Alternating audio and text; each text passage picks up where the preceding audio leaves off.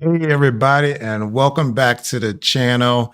I promised you guys a little bit more live video, so this is my attempt to try to fulfill some of that promise to you guys, because I know there has been quite a few questions in the community, both about the Cybertrucks, about the Model Ys, and about a lot of the installs that we have done.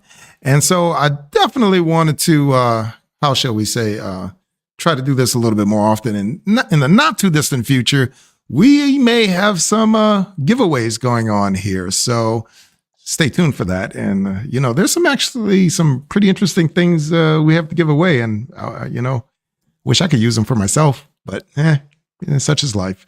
So we are definitely going to try to do that and see what we can do. So just stay tuned. Give me 1 second and I shall get all of this up. Boom, there we go. Opened up the comment section so that you guys can feel free to comment on whatever you see fit.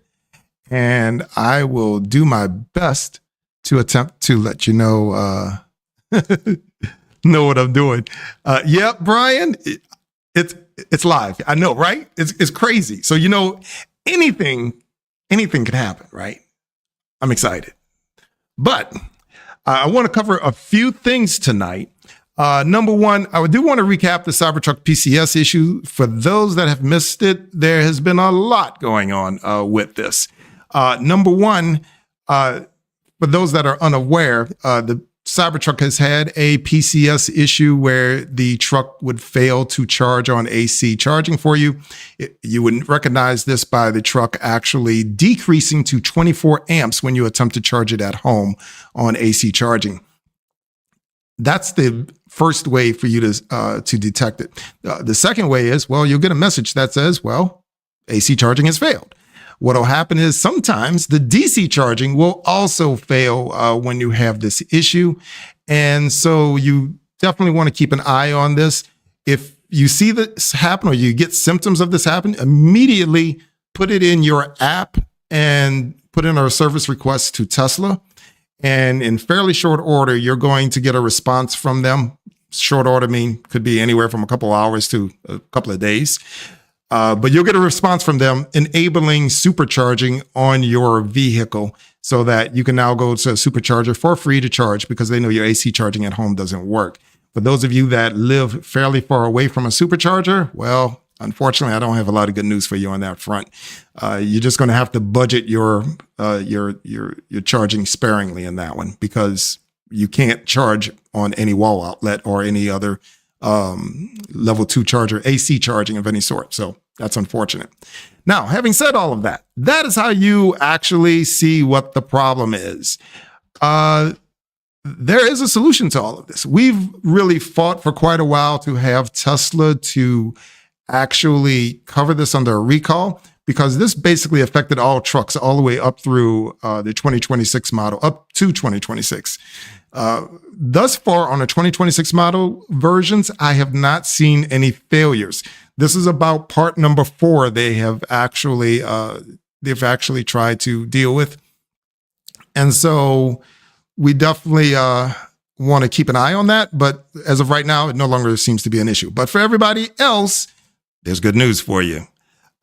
We have it where Tesla has given you a new warranty on specifically the PCS board. Now, for those with 2026 models, if you see here, they will give you 7 years, 70,000 miles. And this is presumably 2026 and beyond. If you have a 2024 or 2025, it's now extended to a warranty of 8 years, 150,000 miles. So basically going with the battery in this scenario.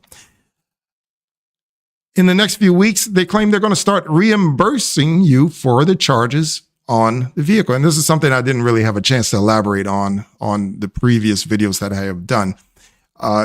You will now get reimbursed. So if you spend $1,000 or $7,000 or what have you, they're going to give you your money back. So I highly recommend that you actually start saving your receipts and start gathering your documents together to basically get your money back. Yes, they keep track of it in the app, but truth be told, document everything so that you can be sure to get your money back. What time frame will you get it back in? Don't know. I will tell you that there's still a backlog on the parts. It's definitely still running, looks like about 3 to 4 months on particular parts on the Cybertruck. It is what it is. Okay. Now, while we're talking about the Cybertruck, there has been another, how shall we say, event going on that kind of got overshadowed by all of the SpaceX news that has been going on as of late. And what that is a court case that Tesla has been dealing with. And it's specifically dealing with a company called Angstrom. And Angstrom has a lot to do with some of the castings on the Cybertruck and some of the Model Ys, believe it or not. They have some amount of tooling for the Model Ys. Well, for one reason or the other, which I'm sure will become public here in the not too distant future, Angstrom had a disagreement with Tesla. They got into this nice little tiff and this nice little match. And it essentially amounted to Angstrom essentially locking the doors to Tesla and not letting them in. Tesla went to the doors of Angstrom trying to retrieve the equipment. Keep in mind, there's no fallback position for Tesla on any of this equipment.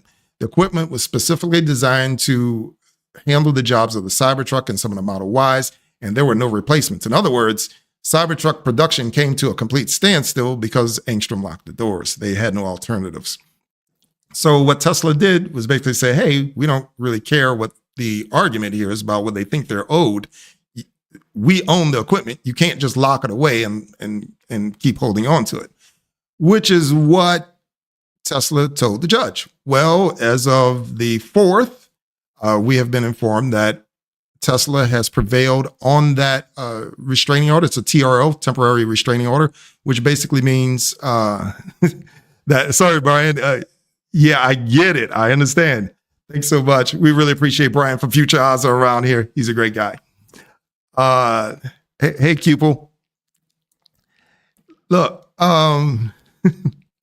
yeah, thanks. Really, really appreciate it. So what happens is Angstrom Automotive was ordered by the judge essentially to give Tesla their equipment back. And as of the 4th, according to Joe Tepmeyer, Joe keeps a real close eye on a lot of this stuff. We really appreciate Joe. I hope to have him on the show here soon enough. Joe Tepmeyer, he's usually flying the drones around Giga Texas. Angstrom lost that TRO. Tesla won, so they get all of their equipment back. And he was actually flying over Giga Texas. And let's see. I just realized you don't have it here. There we go. All right. Joe Tepmeyer was flying over Giga Texas, and he saw all of the Cybertrucks that are lined up ready for delivery, and some of the Model Ys that are sitting out there. In fact, here's the actual order granting the TRO for Tesla to basically get all of their stuff back. So if Angstrom believes they own the equipment, they're going to fight over it. Fine. They're going to duke it out in court. In the meantime, Tesla gets to hold on to their equipment. That's essentially what that amounts to. Which means the delivery numbers should get back on track. Now, having said all of that, if you have tried to buy a Tesla recently, specifically a Cybertruck, you'll notice that it's pushed all the way out to October to get a Cybertruck. I mean, this is including the Cyber Beast, which usually you were able to get in 3 to 4 weeks or 4 to 6 weeks. We're out to October. So we're 2 to 3 months out on Cybertruck deliveries. I'm not sure how big of an effect Angstrom played in this. This was about 2 to 3 weeks of delay for sure. Maybe that has something to do with it, but we now have a lot of Cybertrucks going out for delivery.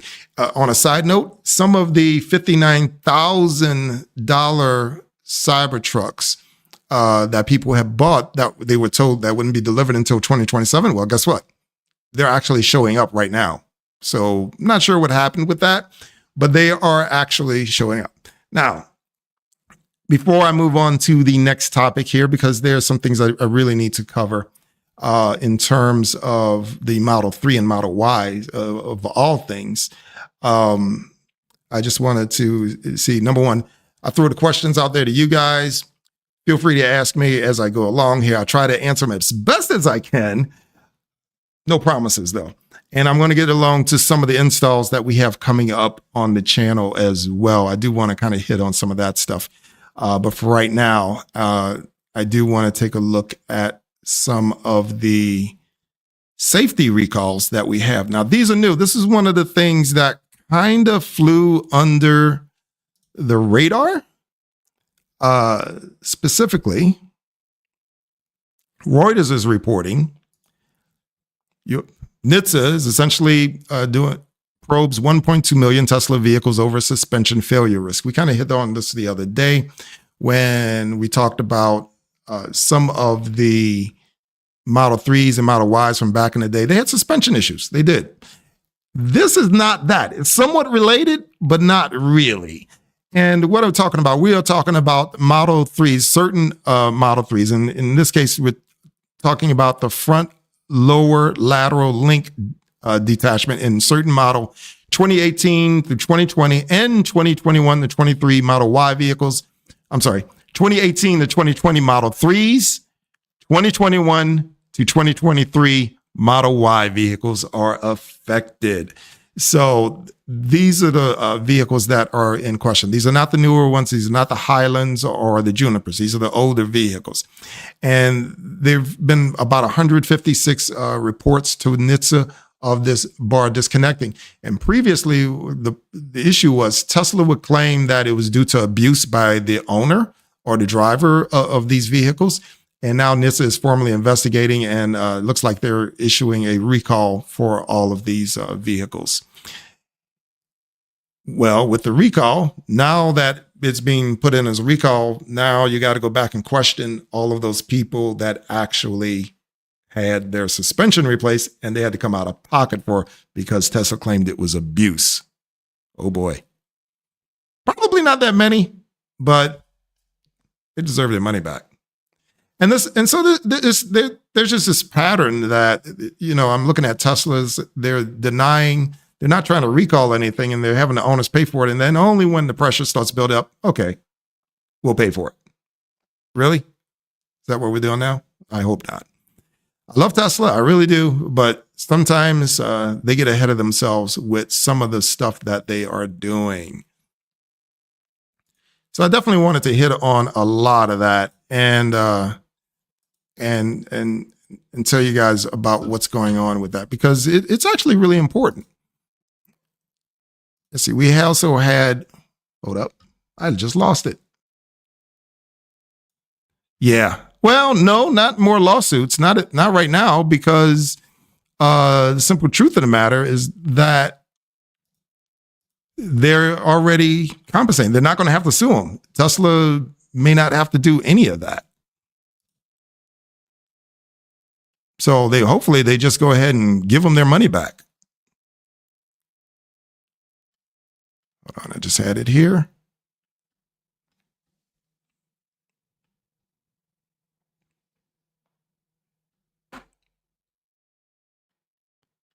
All right. There we go.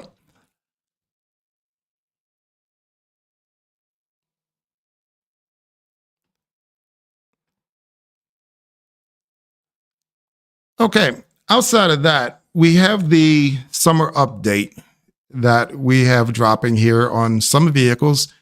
I'm not one of them. I know a lot of people are frustrated because they're not getting the summer update. We keep getting other updates, but it's not quite the summer update that we had hoped for. The summer update has a lot of things, but most importantly, what I think is in here is the update to Grok, in that Grok can now interact with the vehicle a little bit more effectively than what it used to. For instance, you can use Grok to not only do navigation like you were able to do, now you're able to use it for phone commands. You can tell it to adjust suspension, or you can give it preferred navigation routes, traction control modes, karaoke. Yeah, I use it. And if y'all want me to do a review on the karaoke mics, I do have a couple sets. I'll talk about it. Unlikely though, because I'm not singing. I'll show you the results though, and you'll know why I'm not singing. No, I'm not singing. But yes, I am absolutely ecstatic for this update because this starts to tightly integrate Grok into the vehicle. And I think it's actually really warranted and it's actually a really great thing. Now, having said all that, when will it come? I don't know. I'm just being honest with you. I couldn't even begin to guess. It'll come here hopefully before the end of the summer. I know some people with it, but a lot of people don't have it yet. If you guys are getting it, please put it in the comments below. Let me know what you think. All right. So I just installed Model Y. Hang on. Let me see if I can actually find it for you guys. Because I had it up here and then everything just disappeared. That's just the way things go. Yes, Optimus on wheels. That's a very good way of putting it. That's a very good way of putting it. I am looking forward to that quite a bit. I am looking more forward to it, believe it or not, when it gets integrated with service mode. A lot of people hadn't even thought about this, but if you really think about it, if Grok gets good enough and you have it in there, you just ask Grok, hey, what's wrong with the car? It looks up service mode. It's able to determine exactly what's wrong, tell you what the problem is. It's kind of that simple. Yeah. I already use Grok quite a bit. All right. So I just went through another install today. You guys will see this on the channel here very shortly, hopefully within the next couple of days. I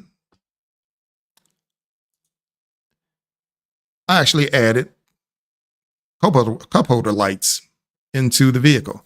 Now, you're probably sitting up here wondering, well, why in the world is he talking about cup holder lights? That's a real simple thing. And you just drop it into your cup holders and you call it a day. Doesn't sound very complicated. Yes and no. And the reason why I say yes and no, because number one, they do look great. They do. But they're not as simple to install as you think. And one of the reasons I do a lot of these videos is because I try to break it down for you guys and try to explain how to install all of this equipment very simply. On the surface here, it looks real simple, but what they don't tell you, and this is one of the issues that we have sometimes, you basically got to replace the cup holder here. Let me see We're if I can installing the play new this illuminated cup holder. Playing the music. Oh, nope, that's not going to happen. It has wires that comes off the back side of it, if you can believe that, because it actually plugs into the 12-volt port that's in the center console. But here's the part that they don't make readily known to you when you buy this piece of equipment. While that part is real easy, you see they open up the door here, right? And that's because you got to take the inner door panel off. I didn't just make that up. Yes, in order to install LED cup holder lights, you have to take off the inner door panel. So I go through in the video showing you how to take this thing off and how not to break pins. Spoiler alert, I broke a pin. Get the whole door off, which is really not all that difficult, truth be told. But a lot of people are not comfortable doing this. And once again, I do these videos to help you to feel comfortable doing this. And like I said, this is on the Model Y. I have not seen the kit for the Model 3. I don't think they have it out. Nope. Yeah, they have it here. Model 3 Highland as well. Okay. You might see me do it on the Model 3 here in the not too distant future. But basically, yeah, you got to take the door off and throw this module in here.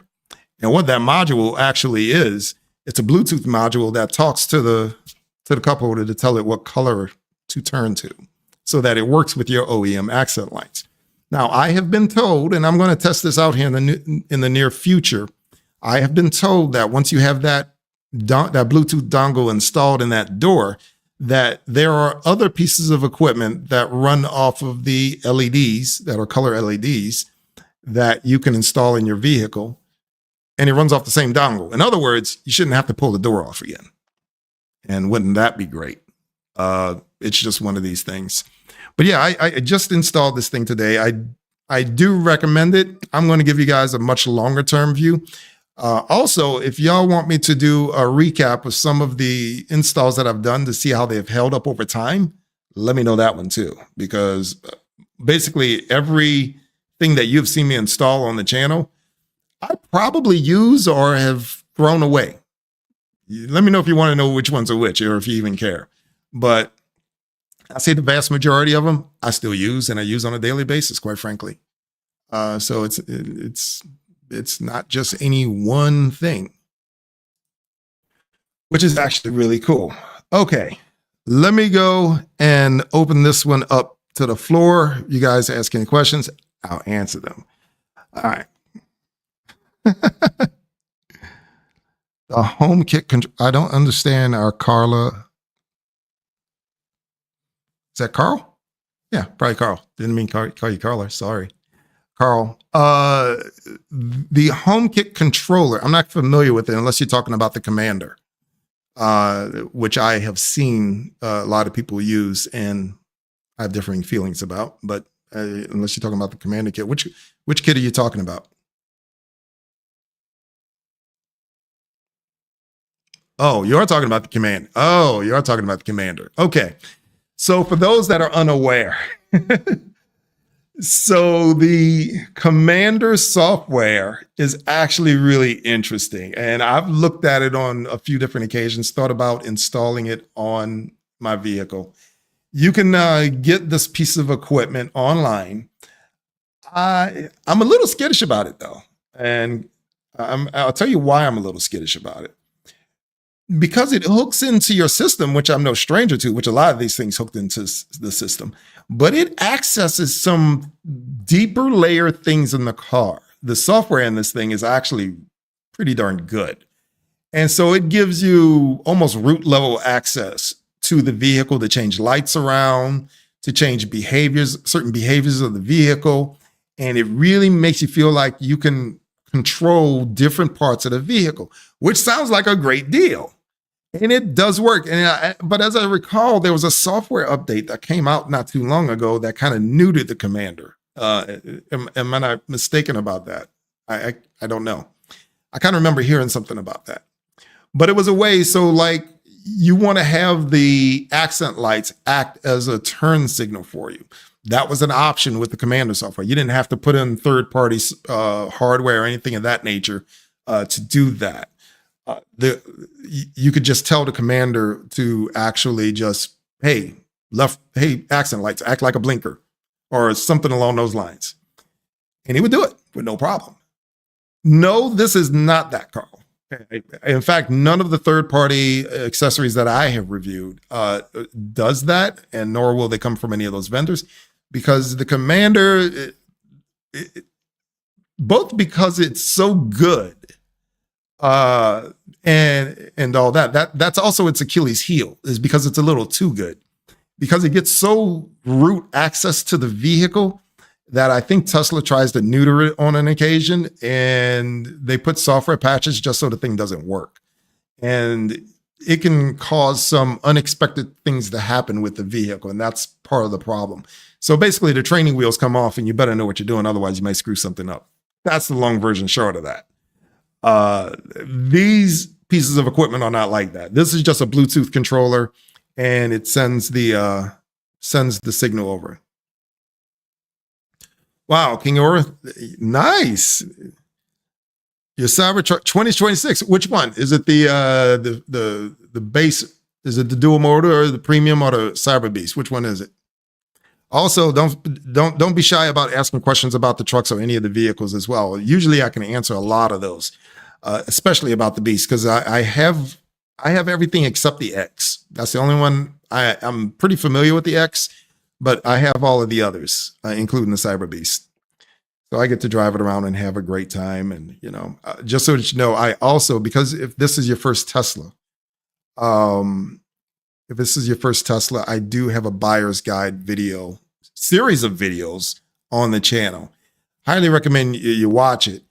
I am going to produce one just for the Cybertruck, because I do realize the Cybertruck is a little bit different, just a wee bit. Yeah, congrats on the Beast King. That's pretty nice. you're going to love it. And you're going to get a lot of haters because they wish they had the beast. And, it's one of these things where they go, well, is it worth it? Is it worth it? Is it worth it? The answer is, it is if you can afford it. That's the real answer. Does the premium all-wheel drive do the business? Yes, it does. I will not take that away from it. It's just that the beast is just better. It drives.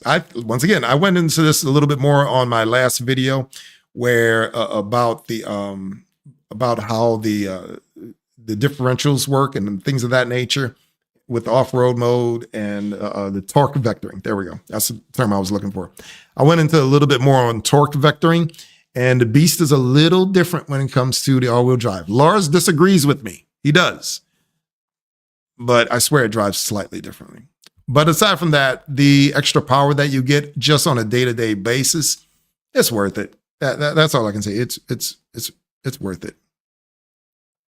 Oh yeah. And the moment you go back to driving an all-wheel drive, you're going to notice the difference almost immediately. Wow. What did they do? You had it as a loaner?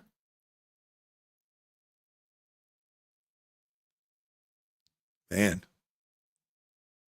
To have it for almost a week, it must have been a loaner if you had the beast for a week. I have seen the beast being used as a loaner on an occasion.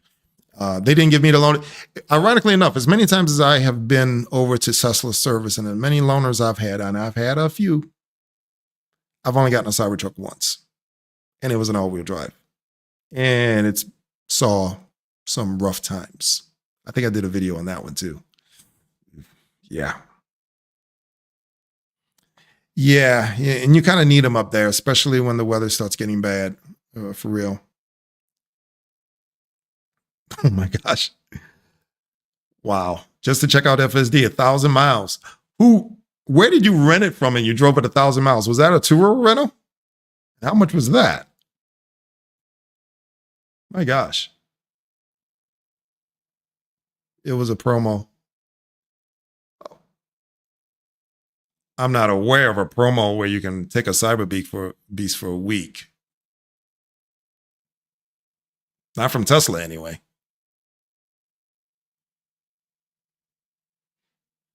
Unless you bought it used, in which case that's a little bit different.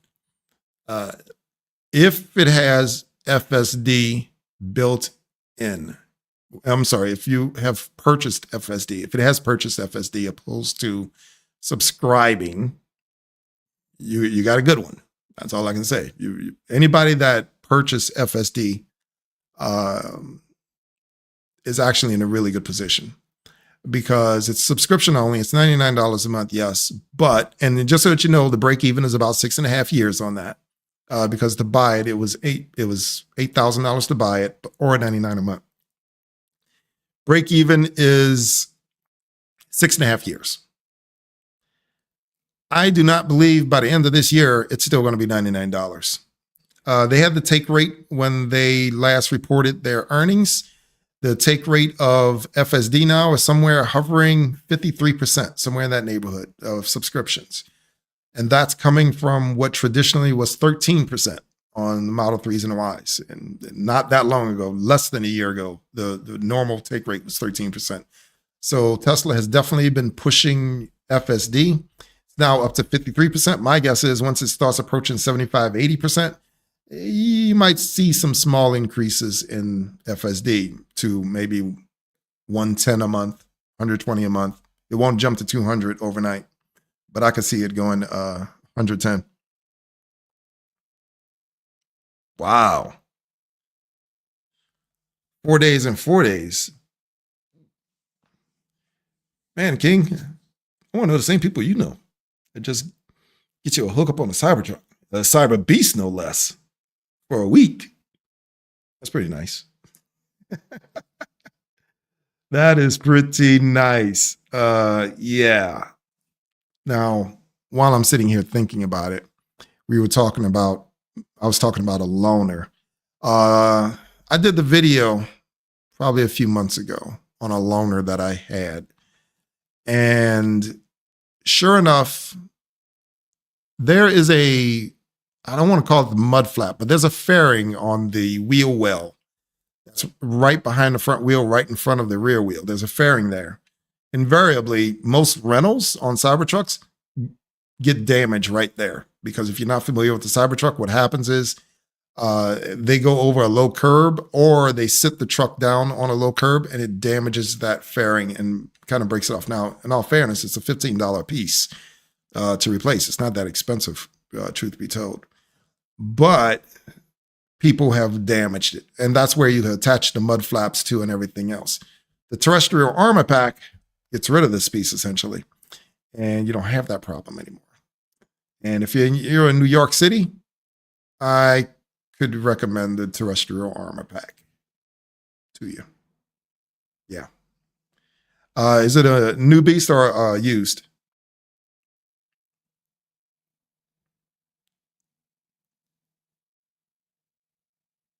Also, let me know if my sound is okay, because I got some complaints about the sound last time. If it's overmodulating, let me know, because I can't hear it. Oh boy.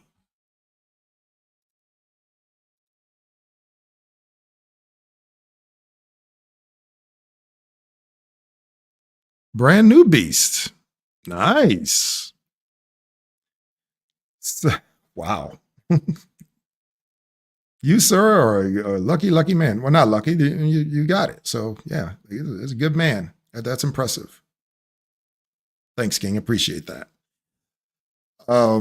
Yeah, the Cyber Beast. Are they telling you October or no? Or they got something sooner?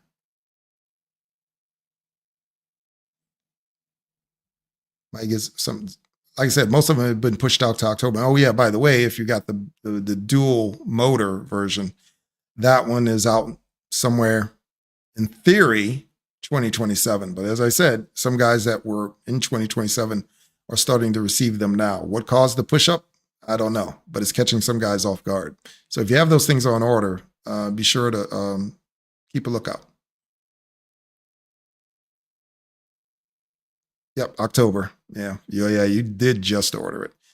Like I said, if you're going to Cyber Beast, I'd say go ahead and get the terrestrial armor pack with it too. You just go ahead and add it on. I did do a video on the channel about that as to what it is, how it works. It's about $3,000 if you get it new, $3,500 aftermarket. Well, not aftermarket, but after you receive the truck, they'll charge you another $500 to remove everything else and to put the armor pack on. It works.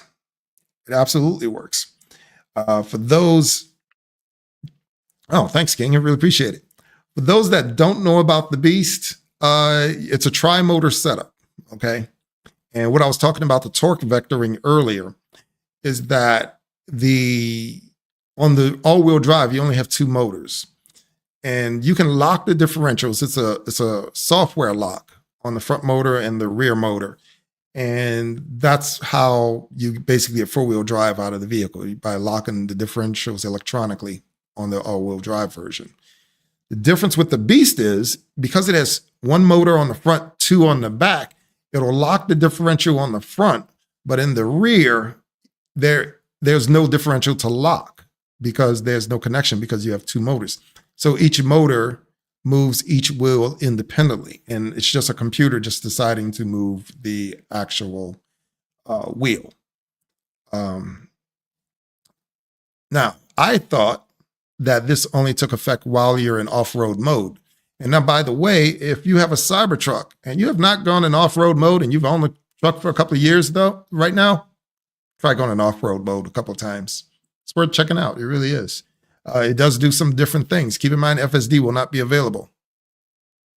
Yes, the armor is a good look. If you look at my later videos with the truck, you will see that armor pack on my truck. It's very good, and it looks textured. When people look at it, they think I put some Expel armor on the bottom of the truck, and I just made this nice texture to blend into the truck. No, that's the actual armor pack. It looks really nice, believe it or not. It makes it look a little bit better. You'll notice there's something different about the truck. You don't know what. You won't be able to quite put your finger on it, but you'll very quickly understand that something's different about the truck, and that's what it is. in addition to the rocker panels, there's an aluminum plate that goes over your battery. And that's what I'm saying. If you're up there in New York, you have an additional layer of protection for your battery pack. So that if you hit a tire or something, you hit some road debris and it pops up and hits the bottom of your truck, it probably won't damage your battery. Without it, it may damage it. If it's a big rock, because shoot, I've been across the George Washington a few times. I've driven through New York many a day. And yeah, you run over some stuff up there. I live down in Atlanta right now. It's even worse, believe me. It's just one of these things that I've come to become a believer in the armor pack, even though you're not going rock sliding and all that. But what I was saying about the motors, so on the Beast, you have independent motors that turn the rear wheels independently. And because of that, when you're going around turns, the all-wheel drive has a version of torque vectoring, but it's applying the brake to the inside wheel so that it turns slower than the outside wheel. It's just a matter of physics. The outside wheels are going to turn faster than the inside wheels when you're in a turn. So it's going to slow that wheel down so that you could better, you can better handle the turn. Now, having said that, with the Beast, you don't have to apply the brake. It's actually through the motor. So the motor itself is slowing the wheel down and letting the wheel turn less. And so one's mechanical, one is more electronic, if that makes sense. And that's what they call torque vectoring. And I thought it was just for when you lock the differentials and things of that nature. Turns out that system is always active on the truck, including in the all-wheel drive version. That torque vectoring is always active. So it's always helping you make turns and things of that nature. And that's why sometimes when you make those really, really tight turns, the truck feels a little weird. It does it really well, but it feels a little weird, unlike any other vehicle. That's one of the reasons why, because very few vehicles actually do that. That's one of the perks, one of the few unknown perks of the Cybertruck. There's a couple of them in there that Cybertruck does, and people go, huh? I don't understand it.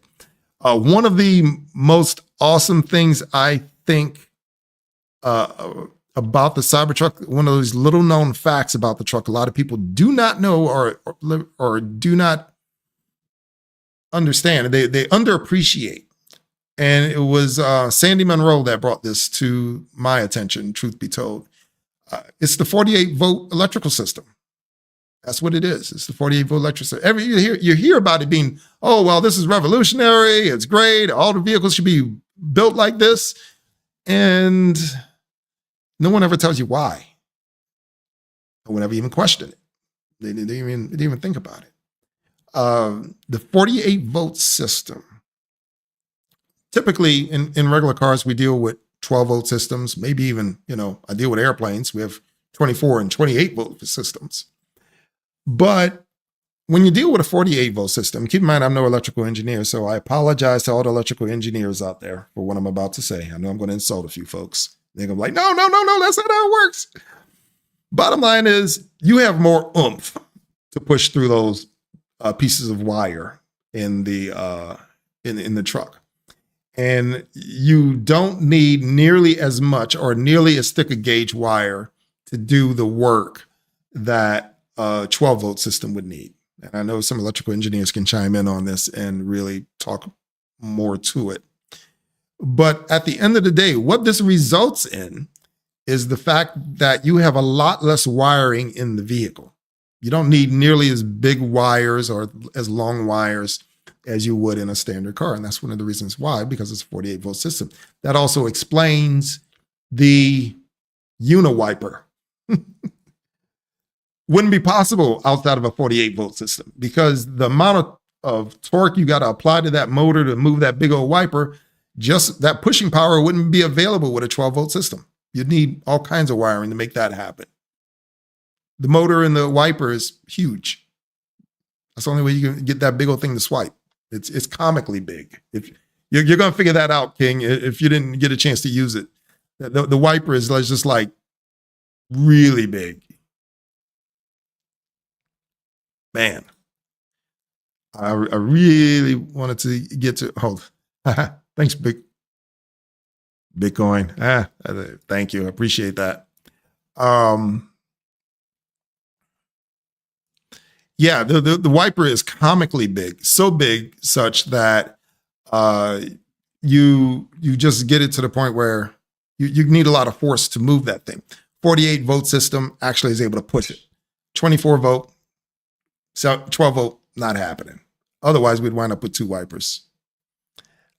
Yeah, it's comically big. And the first time you actually see it, you're like, what in the world is that thing? You get used to it. You do get used to it. The other thing is it does go off at random, and that's mainly because of the cameras and the FSD. So it dry wipes on a routine basis. It works. So those are just a couple of the lesser known facts about the truck. I can talk to you all day long about steer by wire, things of that nature, which I love, mind you, and other things about the trucks. Now, you're just getting the beast. For my new truck buyers, and yes, I'm saying this unselfishly, I can recommend a few of the accessories for you. Do not buy any of the accessories from Tesla. Okay. It's not that they're bad or anything. They're great. They're just overpriced. And I include the floor mats in on that. That's just the way it is. And no, I'm not being self-serving when I say just go to the links in the description below. Go order it from one of the third-party vendors, and you'll probably get it for half the price. And it's going to be the same thing. I can't make that up. I really can't. The Beast should come with all of that stuff. I don't know what they're offering on the Beast nowadays. The all-wheel drives, the rubber floor mats. Now, a buddy of mine, Z-Beef, if you guys have not checked out his channel, he does a lot of light shows in this. He just got his truck a few months ago. And he put in some, not the floor mats, but he put in this designer flooring that I was just floored by. Maybe if he passes by and sees this video, he'll put the link in below where he got it from and put a picture of it. But I got to tell you, it looked really nice. It was like all white and it was like leather, and it went up the side panels of the floor of the truck and all this. And I thought it looked beautiful, but I didn't have the heart to tell him. But I'm telling him now, like, dude, how are you going to keep that clean? Really? That belongs in a BMW. That belongs in a Model S. That don't belong in a truck. Sorry, buddy. Sorry, Z.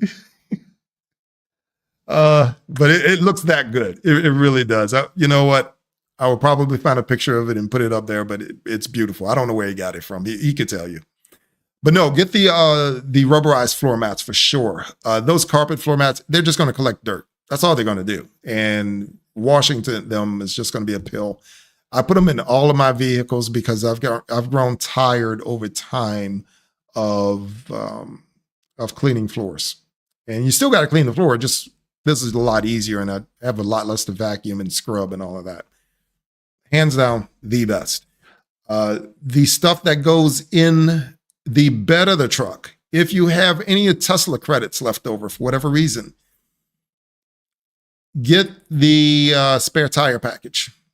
If you have some Tesla credits you don't mind spending, for whatever reason, I don't know why, a lot of people don't realize the Cybertruck has a spare tire package that Tesla actually offers. I have another live video on here somewhere where I went through exactly what's in that. But essentially, you get a whole other wheel with an inflated tire.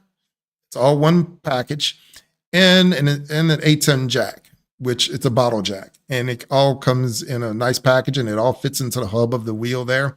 And it fits and ties down in the back of the truck. Now, the only problem that I am aware of, oh, actually, no, I take that back. I remember the solution to this problem. For my folks that own the non-premium versions that do not have the tie downs in the bed of the truck, if you buy the spare tire, they will install the tie downs where the tire goes, so that the tire actually straps down into the back of this truck. They will install them for you. Once again, if you don't have those and you don't get the tire, once again, ask the vendors.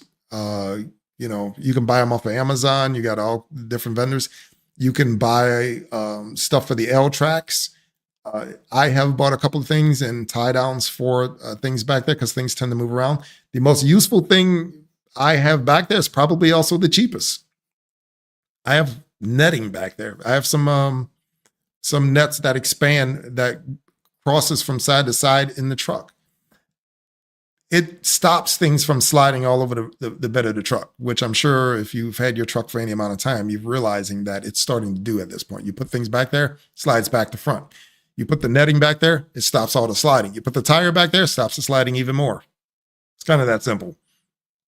So those are just some of the basic things about the truck that you should probably look at after you're buying it. And I didn't even mention getting the thing wrapped.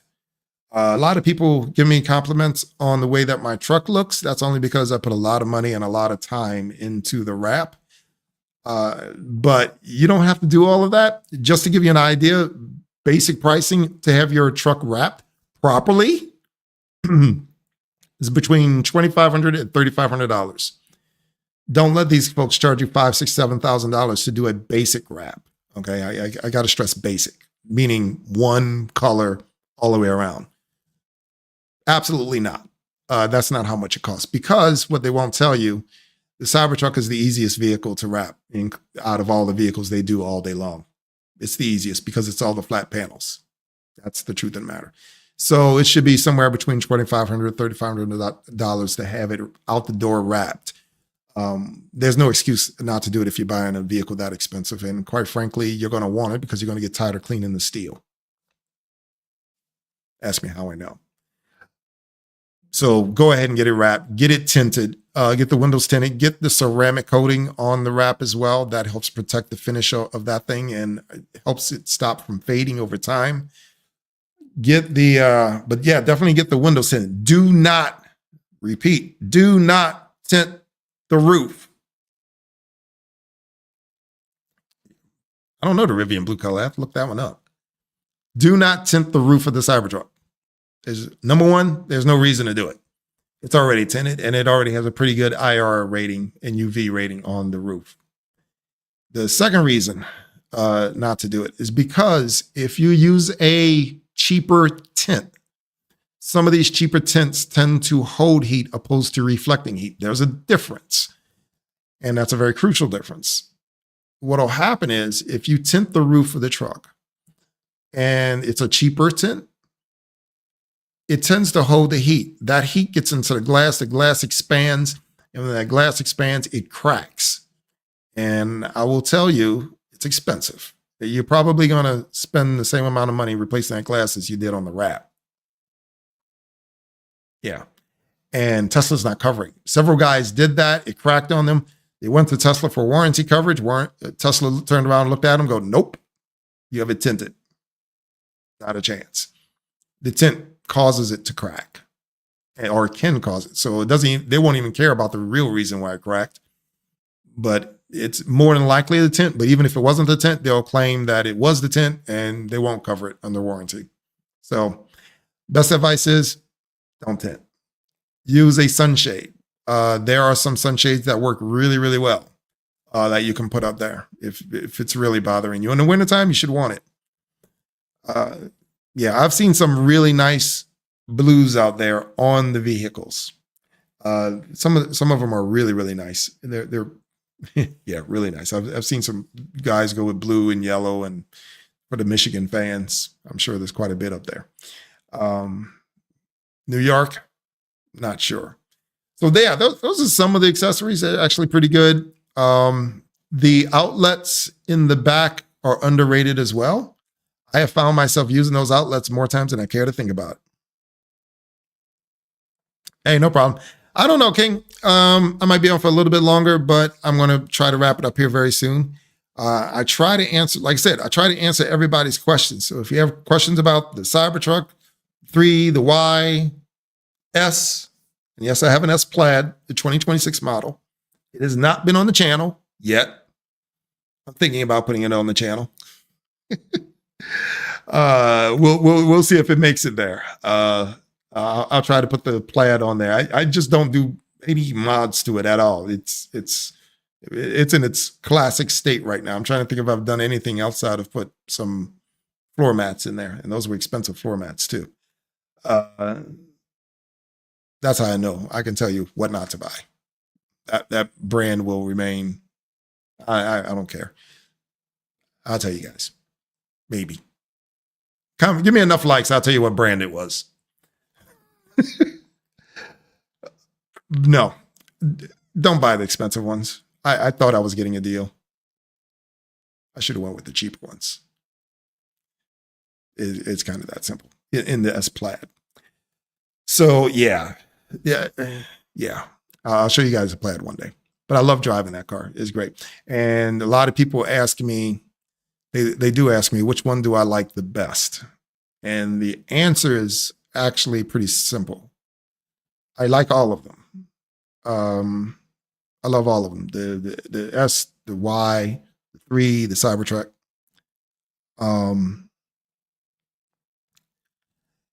The issue is that each one has its specific duty for me. They each perform a specific function for me. I like them all for different reasons. Now, if I were to pick one vehicle, if I could only pick one out of all of them, I would get the Cybertruck. Only because it gives you the best of all worlds. It handles great, it's fast, but more importantly, utilitarian-wise, you can't beat it. It's that simple. You just can't beat it. Yeah, Carl. For the Model Y, you know what? I'm not sure. I've not seen one that I really like yet. I'm going to ask the vendors about this one because I got a shade in there right now, and I got it from one of the other vendors, not one of my regular vendors. This one was actually a gift to me from somebody, and they gave it to me, and I put it in the vehicle. And it was one of these that came in 2 pieces. You unfold it, and one part goes up front, and you unfold it, and the other part goes in the back. And let me tell you, when I say that thing just didn't fit, that's all I can say. It just did not fit. Okay, King. I would say that the shade did not fit. Okay, this thing, I wedged it in there. Thanks, King. Appreciate that. I wedged in there. I used the gray clips that go on the side of this thing. No, could not. I got it to stay, but it doesn't look that good. I mean, it matches the color and all that, but the way it's wedged in there, you can tell it doesn't fit. And I'm a little bit of a perfectionist, as you guys know, when it comes to these things. I want my stuff to fit, okay?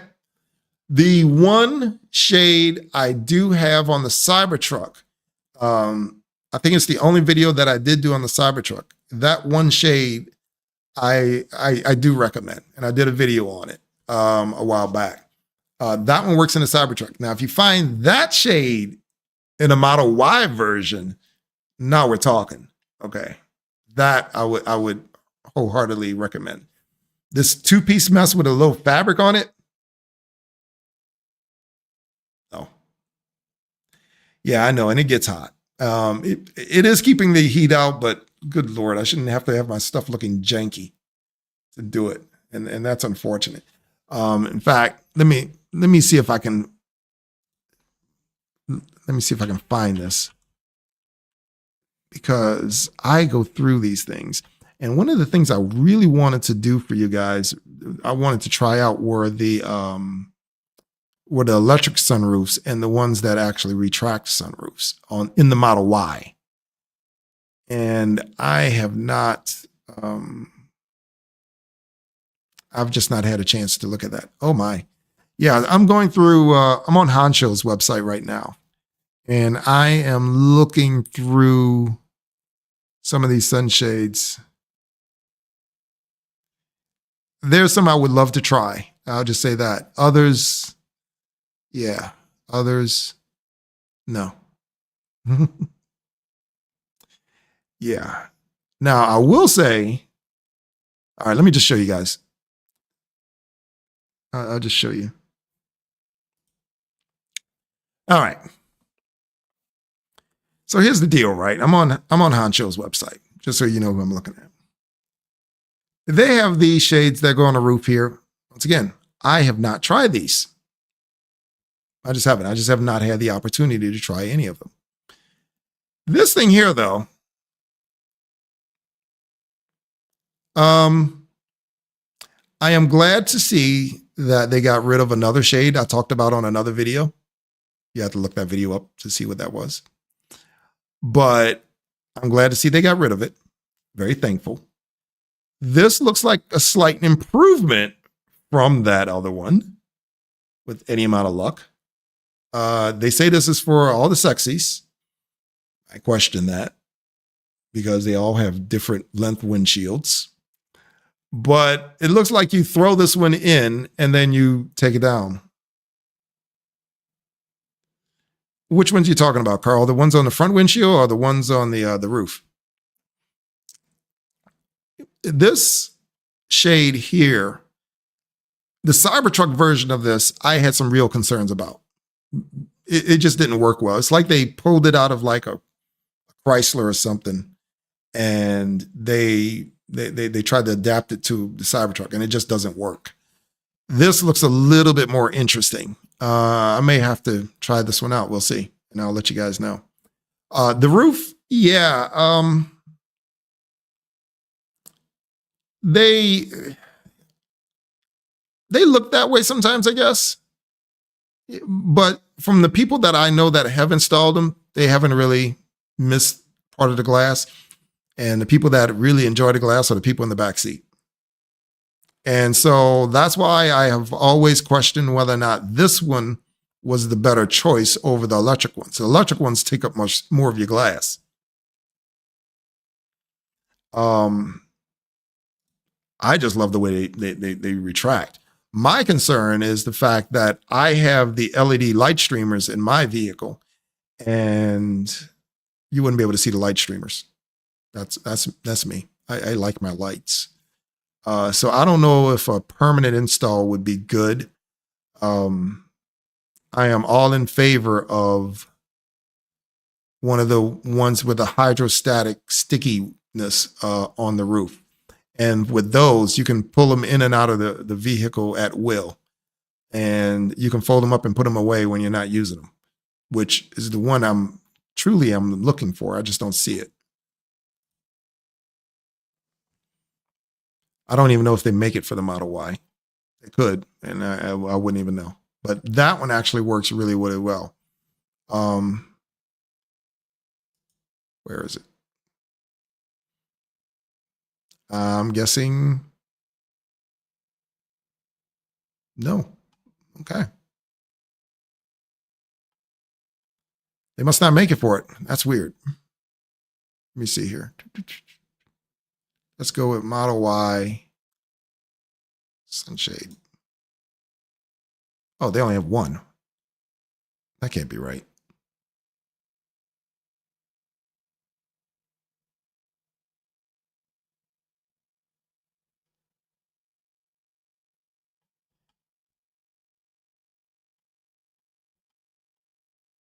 Nope, I'm not seeing it. Oh, well. Sorry about that, guys. I really wish I could find it. Really wish I could find it. But they don't appear to have one for the Model Y, which is okay. But if you see one with a hydrostatic where you just stick it on the roof, go for it. I would highly recommend that. The one that they have for the Cybertruck, I don't even know if these guys have it, truth be told. They might have it. No, they don't have it. I got to remember what vendor that was that gave it to him. Yeah, not a problem. There are some vendors that excel at certain things more so than others. Like, this is just my take on things. So don't, take it for what it's worth. when it comes to the third-party vendors, this is kind of the way I view it in terms of what each vendor kind of sort of specializes in. Let's see. Here we go. In terms of, here we go. Yeah, here we go. This is what I'm talking about for the Cybertruck. This is a version of it that just folds up and it holds in place by electrostatic. Now, I want to see if I can find it for the Model Y. If anybody have it, these guys would have it. Here we go. Boom. There we go. There you go, Carl. And so that's what I was going to tell you. There are certain vendors I just go to for certain things, okay? And whenever I want anything mechanical, electronic, kind of, so to speak, the LED lighting, maybe the screens, usually my go-to is Honcho. There are some other vendors that may provide it, but I just know I can get it at Honcho. That's if they don't have it, then chances are the other guys won't have it either. But when it comes to things like sunshades, wheel covers, seat covers, EV Base is my go-to because they seem to have everything for some weird reason. All the vendors don't sell everything. That's just not the way it happens. Some specialize in certain things more so than others. And I can tell you right now, Honcho is more on the electrical, mechanical side. EV Base, while they may sell some of the same stuff as Honcho, some of the stuff, they're not going to have nearly as much of it. And so when I want like a sunshade, I'm almost guaranteed if I go to EV Base, they're going to have it. They have a very wide selection of sunshades for every vehicle because either they are the manufacturer or they have a very close relationship with the manufacturers. But if I say want running boards and things of that nature for the Cybertruck, while these guys may have it, they may have it. They're not going to have the same selection as, say, a Honcho. Honcho may have a few more. They may have a couple more styles, so to speak. So that's kind of how I break these guys down. There are a couple other vendors that specialize in certain areas as well. So that's not to say one is better than the other, but you will definitely see a different selection from one to the other, which I think is pretty neat personally.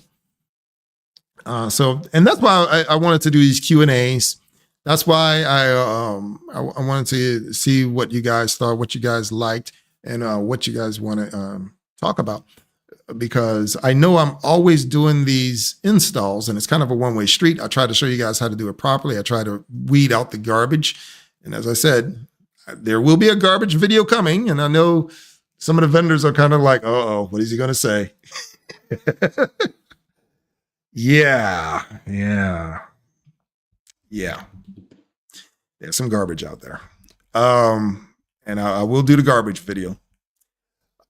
But I try to weed through all that stuff such that you guys don't have to do it. I get on here to try to show you how to do some of this stuff so that you understand what's going on with it all. Like the running boards, believe it or not, that's a lot easier to install than a lot of people think, especially on the Cybertruck, because you don't have to lift it up. It's actually pretty easy. But it's one of these things that, it really makes your truck look good. If you're not going to put the terrestrial armor pack on your truck, I would highly recommend getting a set of running boards and putting on there.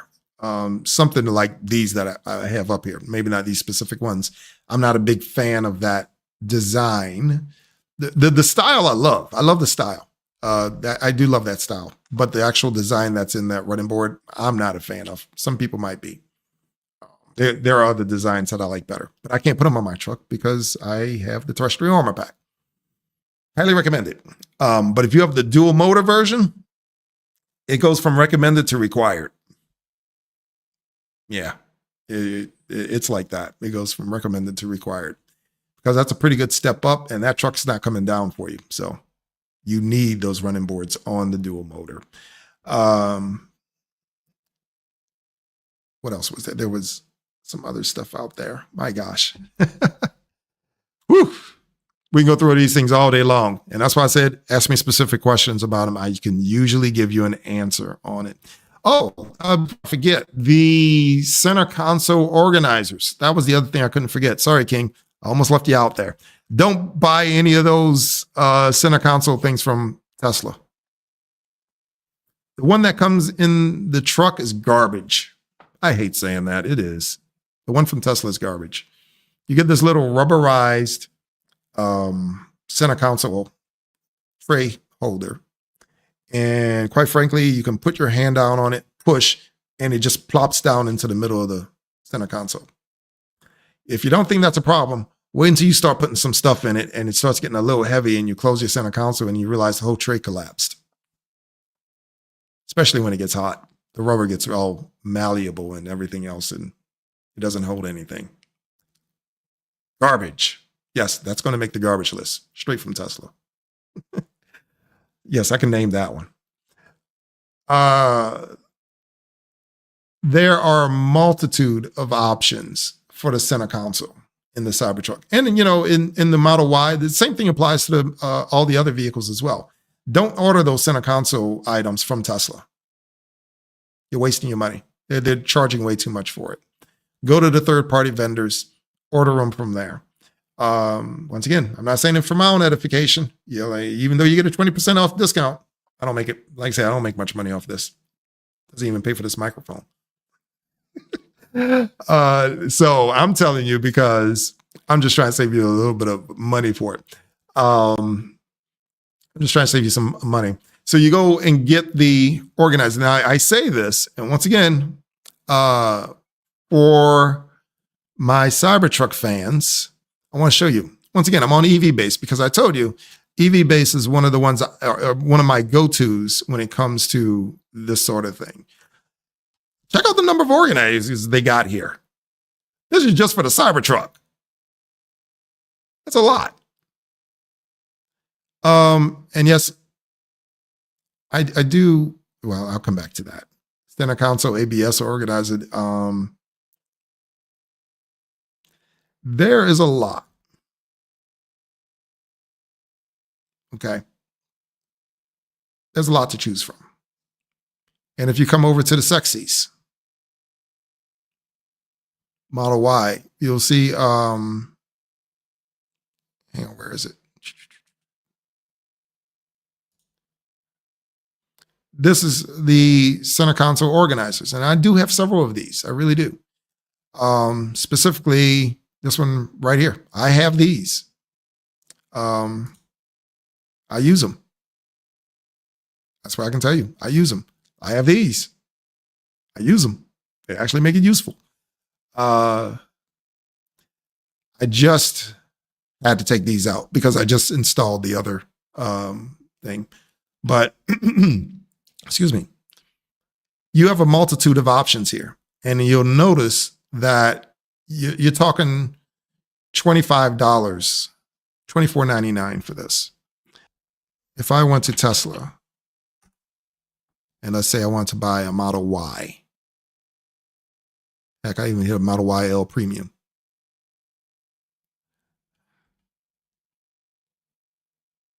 I want to show you guys this. Look how much these center console trays are. 40 bucks, man.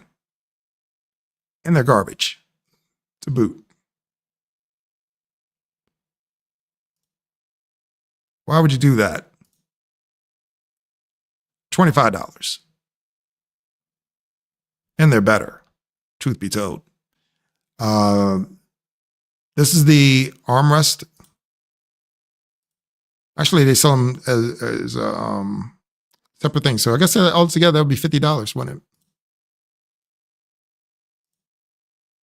Yeah, that would be $50. I guess that would be more than Tesla. It's still better, though, truth be told. Actually, yeah, okay.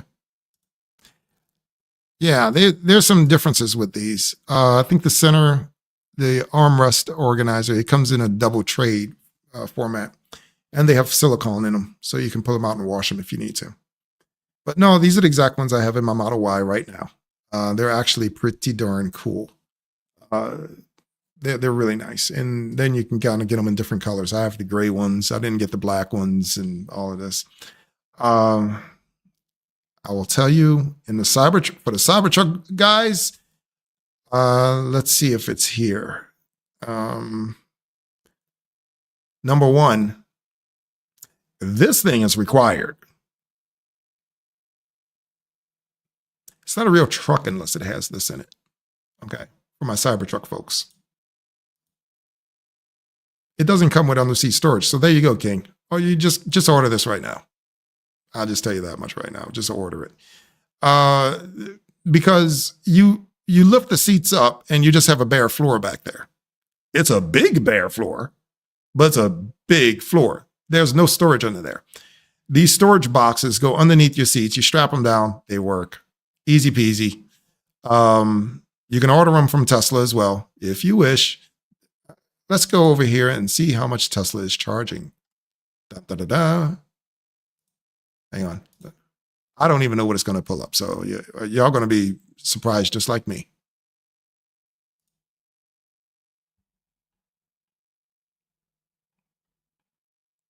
Under seat storage bin, $250. They have come down on it. Imagine that. Oh, that's what I wasn't calculating in. If you use my discount code, you get 20% off of all this stuff. So on those 2 center console trays, that was $50. You use my discount code and now pay $40. There you go. So it does come up the same price. On this one, you're talking $224. It was $299. Use the discount code minus $44. You're now talking, I'm not doing public math, 190-ish. Sorry, guys. So yeah, under-seat storage bin by Tesla, $250. So you're saving about at least $60 if you just buy this. Same thing. And it works. It's the same stuff. Okay. Once again, can't make it up. Cannot make this stuff up. What I find interesting, let's look at a couple of the other accessories they got. Remember those interior mats? Yeah. I don't know what they're talking about the cooler here. I don't know what that is. Unless they're talking about the front cooler, but I don't think that's what this is because last I looked, that was 900 something bucks. Am I missing something? What am I missing? And it doesn't matter because I'll see if the guy's over at EV Base only because I don't want to change pages right now.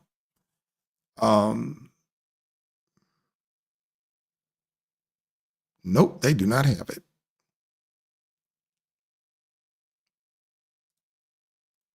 Let's do this.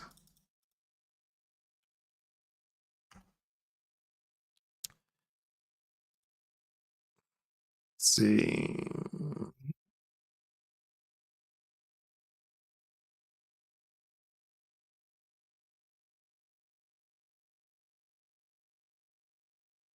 Wow. Well, they're going to make me look for this one.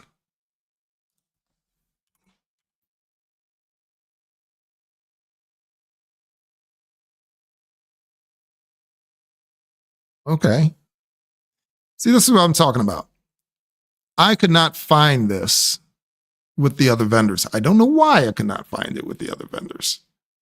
But Test Studio, I do some business with them. Not nearly as much as the others. When it comes to some of the higher priced items, I do use Test Studio on an occasion. And I know for a fact there are some guys on the Cybertruck forums that talk about them and all of this, and they say, oh, well, they're unreliable and all this. I'll just say this about Test Studio. They're in China, like everybody else, and I don't think they have a very large U.S. presence here in terms of warehousing.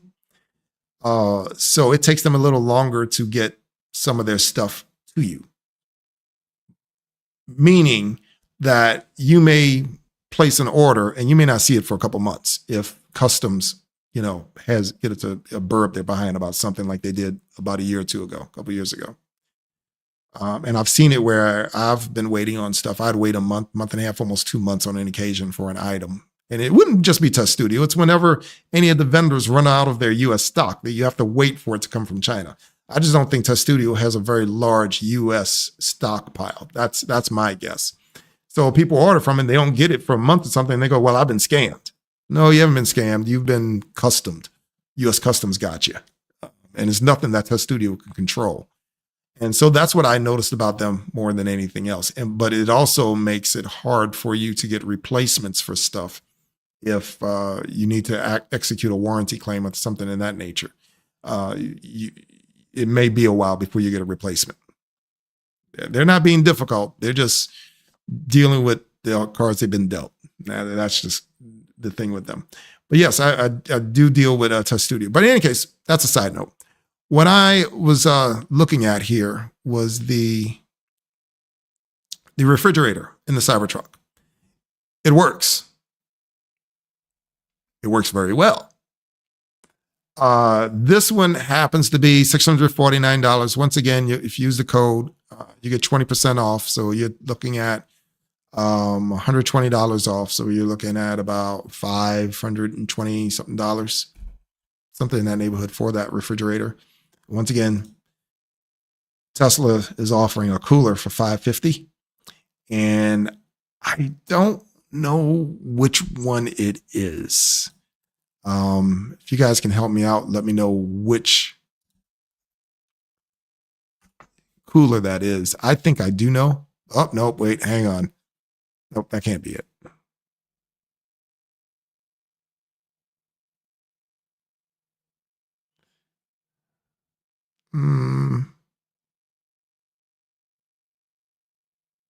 Vehicle accessories. Let's go to Cybertruck. All right, let's see the Cybertruck cooler that they're talking about. Yeah, I'll be darned. That is it.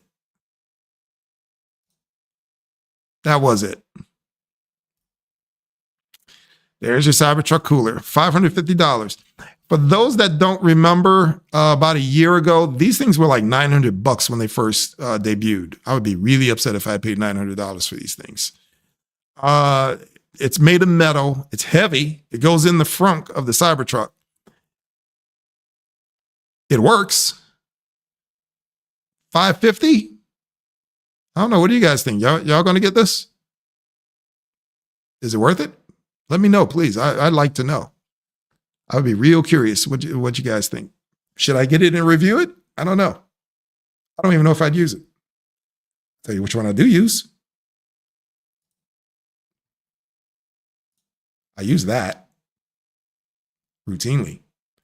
The way they're not kidding. You see ice and everything in that cooler. I'm not saying to put ice in there because, quite frankly, I wouldn't know how to get the water out. I mean, you probably have to vacuum it out or something. I don't know. I have not tried to put water in that cooler of any sort. It doesn't need ice because that thing gets so cold, it will freeze your drinks over time. Over about 3 to 4 hours, you put drinks in there and you put that thing to maximum cold, your drinks will freeze. I'm not exaggerating.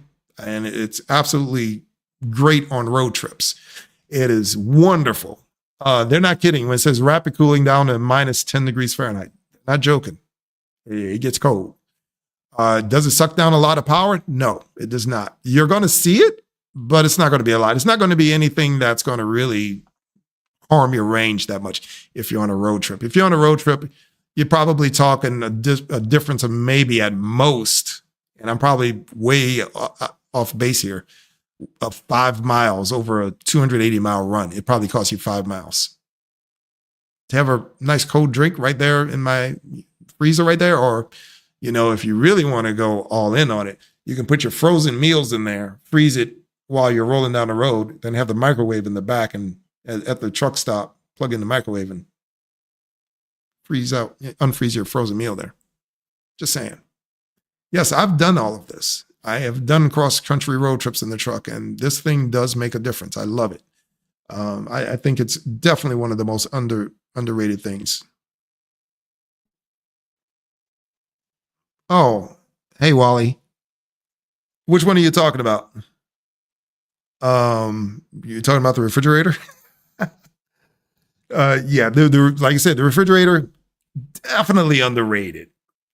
It works. There is a version for the Model Y, okay, but it's not the one you think. There is a version for the Model Y. Let me see if I can find this here. Oh yeah, the PCS. Yes. It did work out for me. I had it fixed. I just didn't know what it was at the time when it happened. And that's why I made an initial video. True story. This is how this all came about, right? I was actually doing a video on the solar panels on my house, and a part of the video was to use the no, not the solar panel. My bad. Let me back up the bus there. That was another video. I was actually doing a video on the power share system on the Cybertruck. And the whole point of the video was to show everybody how the power share system worked to power your home. Pretty simple, right? That was the point of the video. That's what we were supposed to be doing. The problem was when I had spent all this money to have the power share system. I swear to you, it was something on the order of $7,000 by the time it finally got put in and all this, because you got the $2,500 credit at that time for the system, but then you had to spend another $5,000 to have the thing installed. Ridiculous. That's a whole other story. At the end of the day, $7,000. So I was going to demonstrate this $7,000 system and say, hey, is this thing worth having installed in your home to have this backup system, to have the truck back up your house? Well, when we went to plug the truck in and then turn off the breakers on the house, it was not powering the home. And we did not understand why. And so what happened was it didn't power the home. And I saw the purple bar. It was supposed to be powering, and it wasn't. Shortly thereafter, I went to charge the truck. Sorry, my front doorbell going off. Shortly thereafter, the truck, I'd plug it in the charge. I did not notice at the time, but I plug it in and it was only charging at 24 amps. Didn't understand. I didn't notice it for probably a week or so. And I just happened to look in the app. I'm like, hey, this thing's supposed to be charging at 48 amps. And I realized it was grayed out. Did not understand why. Right around the same time, I had done a video on service mode. And I noticed when I had gone into service mode that there were some alerts in the service mode menu that I didn't recognize. And so I actually started looking into it and realized there's a problem with the PCS. And that's when I started doing a deep dive into PCS. And that's when I had to go back and re-edit the video to move this we thought we were doing this piece on the power share system. And turns out there was a PCS problem. At the time, I didn't know how prevalent it was. I thought it just started, it's something bad with my truck. It's just me. Take it into Tesla, call it a day. Lo and behold, it was actually several months later that I start hearing about more trucks having this issue. And the more I dug into it, the more prevalent it became. And it just started snowballing. And I tell guys, a lot of people think that this whole PCS thing came about all of a sudden out of nowhere. It's like, oh, wow, all these trucks all of a sudden magically having an issue. No, that's not what happened.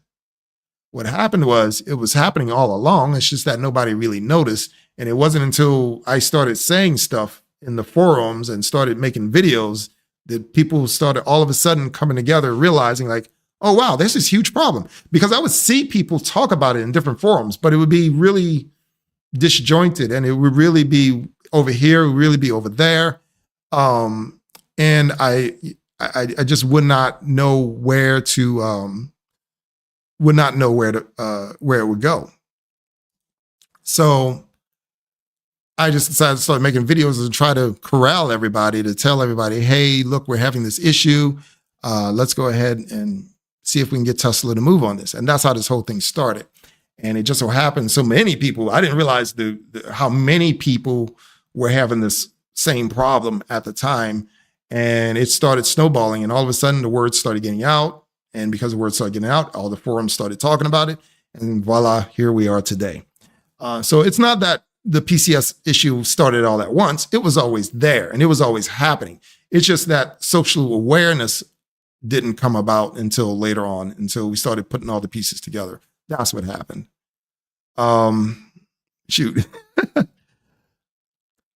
But that's what happens. But yeah, I got the PCS fixed. I have not had problems with the new board, but remember, I got mine fixed over a year ago. And so I technically have the old board, probably the same board a lot of the guys in the 2025 models have. And so do I expect it to go out again? Yeah, I do. I fully expect to have another problem. I don't know when. You know, it's a ticking time bomb. I've just learned to accept my fate. And hopefully I'm not on a trip when it happens. I'm not on a road trip when it happens. I already know. Should they preemptively recall it? Yep, they should. We already know it's going to happen. So it's not like we don't know. The only problem is right now is they don't have any boards available to give us. So there you go. All right, back to the refrigerator.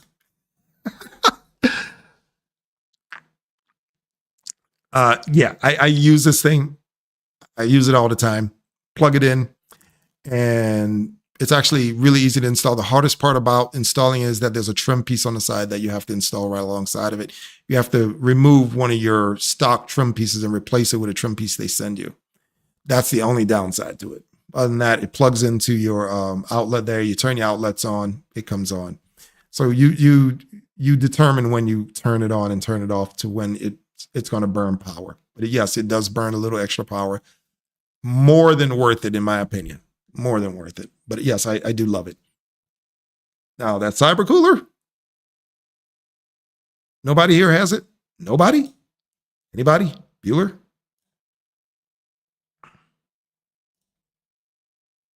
Nothing? Yeah. I've probably seen it in person, maybe once. I've only seen one Cybertruck that had it. But once again, that's back when it was $900 something. Now it's $550. It's something to think about. Maybe they're clearing out the inventory. I don't know.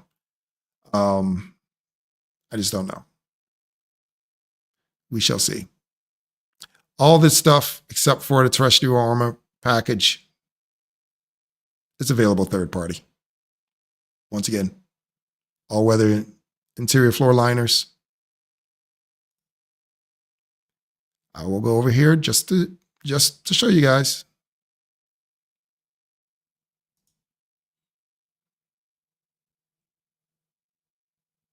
What did we say here? How much were those floor liners? $295. And you actually get, all right, look at that one. Look at this one.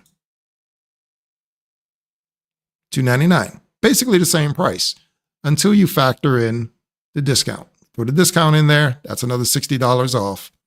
Boom. You're at what? $240 essentially. That's how it goes. So yes, you save about $60. You save about $60 if you order from, well, if you use my discount code and you order from one of the third party vendors, you save about $60 on the same floor liners. That's because they are the same. They're identical. Don't believe it. There you go.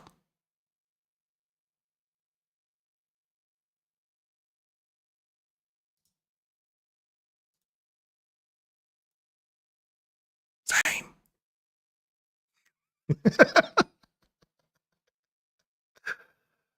Oh boy. Can't make it up. Cannot make this stuff up.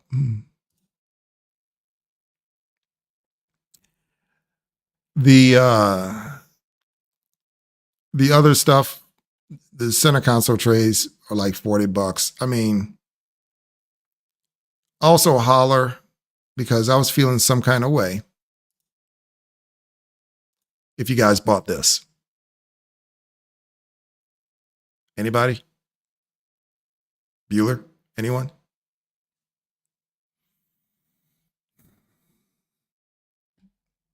I don't know. I don't own it. I have come very close to buying it on an occasion, and I've seen it on Facebook Marketplace on more than one occasion. I don't use it like that. I think the reason why a lot of guys don't buy it is because there's no option to put air conditioning into it. I do believe that's the real reason. Let me rephrase that. There's no factory option to put air conditioning into it. There are a lot of aftermarket stuff that people have done to put AC into it that actually works. But anything from the factory? Nah. Whoops. Sorry. There you go. $27.50. Actually, I think it may have come down in price, truth be told. But I don't see where very many people bought it. I don't. And it's a cool accessory. I just wish they would actually allow you to put AC in it. Maybe they're expecting you to put a portable air conditioner in there or something. I don't know. Maybe that works. I don't know. Y'all let me know if y'all actually got it. The other one that a lot of people are unaware of right now, and this is applicable, I think, to the premium version along with the dual motor version. These used to come stock on the vehicle. Okay. They're not selling you the crossbars. Okay. Let's get that straight right now. These are not for the crossbars. These are for the applique that gives you the little doors to access the boats for the crossbars. That's what these are. $150 for that applique. So if you want the crossbars on your Cybertruck, you got to get the applique first because it's filled in. There are no doors. Why did Tesla go that route? I don't know. Is it cheaper to put a door on there? They're just getting money out of you now. That's my personal opinion. These came on the original Foundation Series Cybertrucks and a lot of the 2025s as well. But in later models, they've since removed the appliques. And that also becomes a thing with the roof-mounted floodlight. Okay. On the third-party vendors, once again, my go-to for electronics.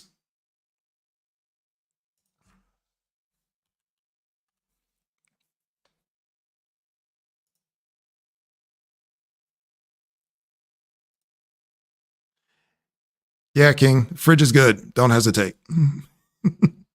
The fridge is wonderful. Cybertruck, exterior, off-land, all in one. Light bar, off-road. Okay. This thing has gone through several iterations for the aftermarket. Okay. The Tesla light bar for the Cybertruck. All right. Let's see if I can find it. I'm not sure I'm going to be able to find it.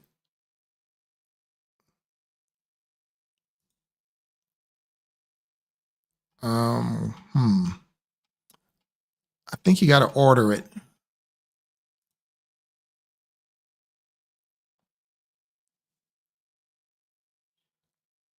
I don't even see it here. Okay. Interesting. I don't see it here. You cannot.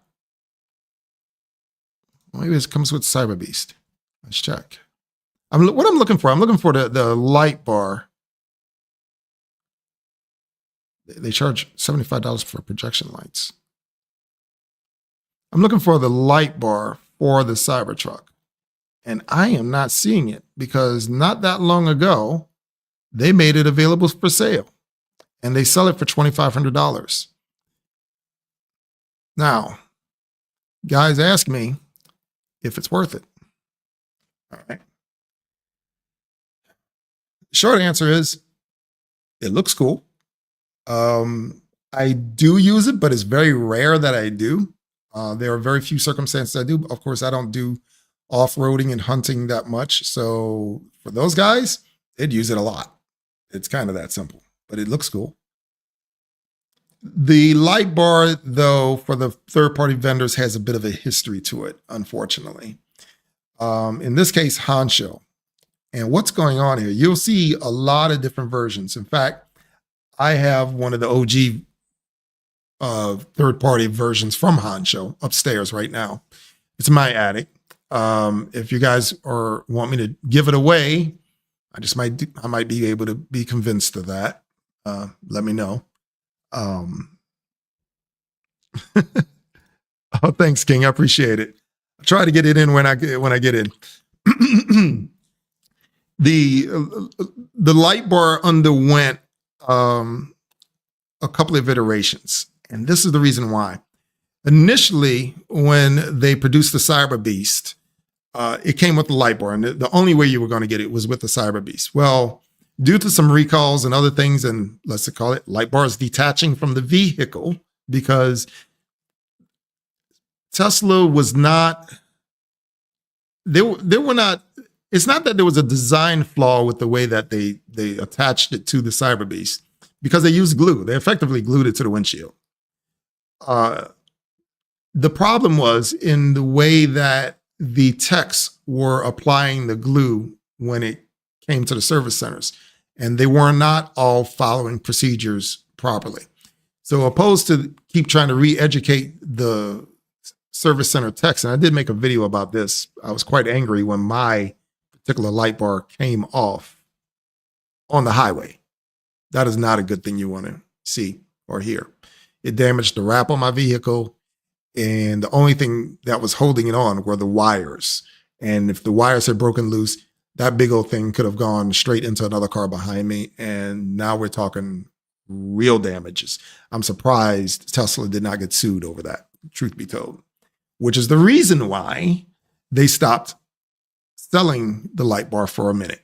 And in fact, the people that had Cyber Beast orders that had the light bar on order, like myself, waited a while. Not only were they back ordered, but then they started having these incidences where the light bars were detaching from the vehicles, and Tesla was trying to figure out why.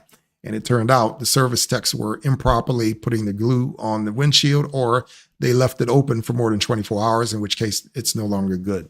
That's what was going on. In the meantime, while everybody was waiting on light bars, people wanted light bars, including the people with all-wheel drives, because they were just kind of out of luck when it came to the getting the light bar. So the third-party vendors stepped in, and what they came up with a solution was to bolt a light bar to the top of the truck, kind of like this one. And it would attach to where those little doors were at for the applique. It would bolt down there, and then you would hook it into the electrical system of the truck. Wasn't very difficult. You had a little soldering to do. Not a big deal, really.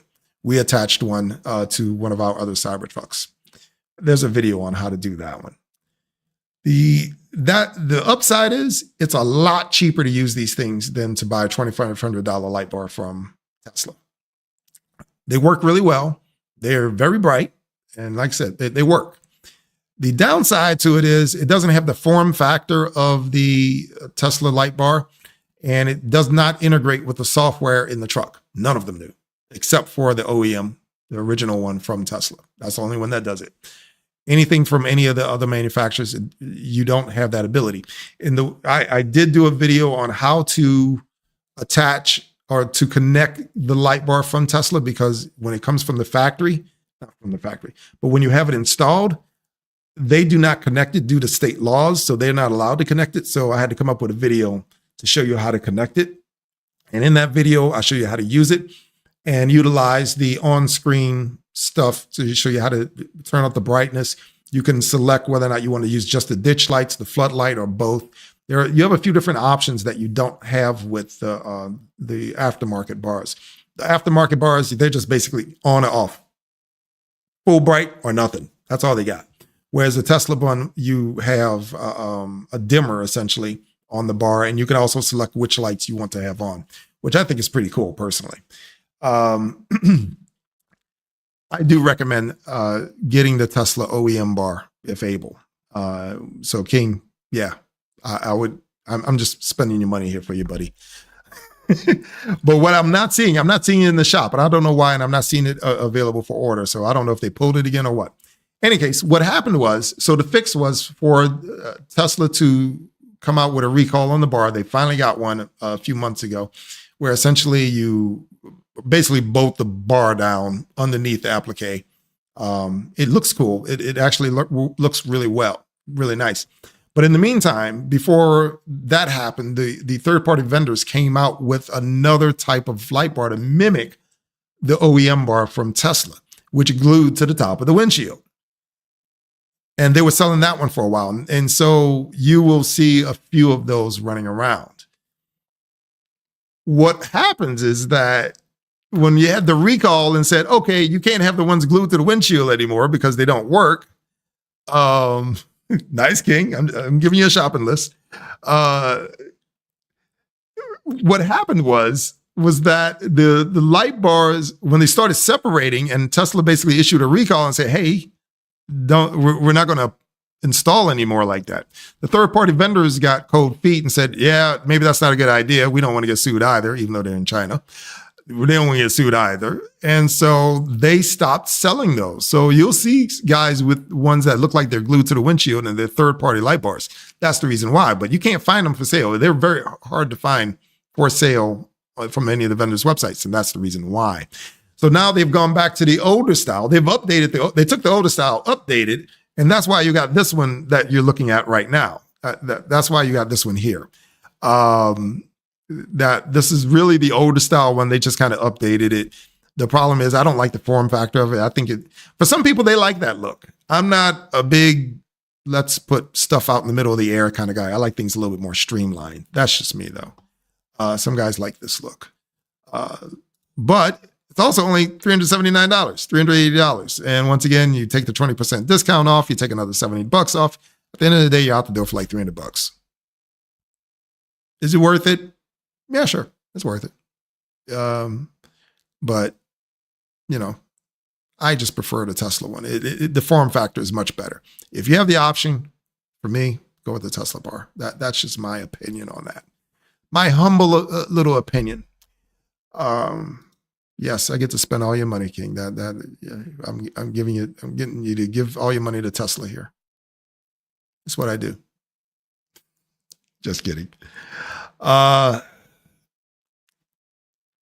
I want to roll this a little bit into some of the other things that people don't think about. And what I'm talking about, hang on, let's see if I can get here. All right.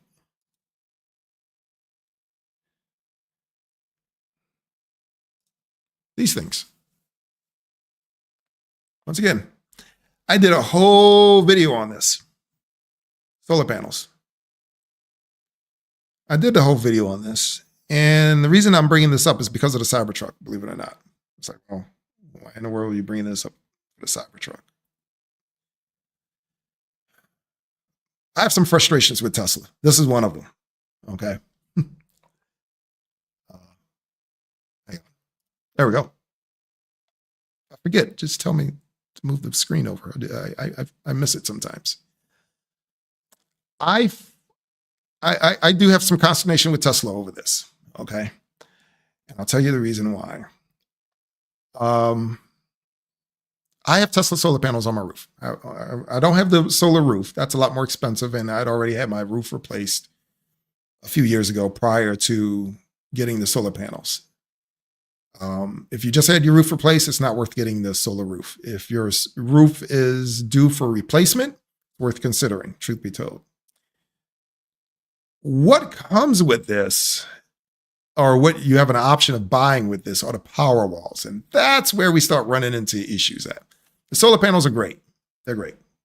Where I start having consternation are the power walls with the Cybertruck. Here's the reason why. As we talked about earlier, you have the option of purchasing the PowerShare gateway with the Cybertruck, which is now $1,900 opposed to when I first got mine, which was $2,500. Yay me.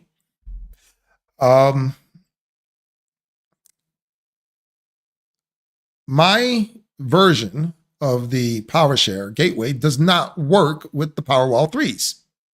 They cannot coexist. The whole point, if you're not familiar with the Powerwall 3s, they're basically big battery packs. And they're designed to power your home in case you lose power. In the more practical sense, what they're used for, if you have the solar panels during the day powers your home. And at night, the batteries take over, like right now. Right now, batteries are powering everything you see here. It's powering my computer, it's powering the cameras, it's powering the internet, it's all on battery power right now, okay? It works great. Don't misunderstand me. It works great. And it will continue to go like that on most nights. It'll power it all the way through to the night until the sun comes up. And then the solar panels take back over and the batteries to be charged during the day. At least that's the general idea of it all. The PowerShare system is designed to take over when you lose power on the home and allows the Cybertruck to power your home or parts of it. There's a lot they don't tell you about that. And one of those things is it's only capable of powering up to 11.5 kilowatts of power of your home. And it's not your entire home. It's only part of it, depending on what panel is available where. And that's why I had to spend so much money getting the thing installed, because I had to get it, everything that I wanted powered all onto one panel, which means they had to move electrical circuits around. And that's why it got expensive for me to have it installed. If you only have one power panel, it's not going to be that expensive because everything's right there, boom, done.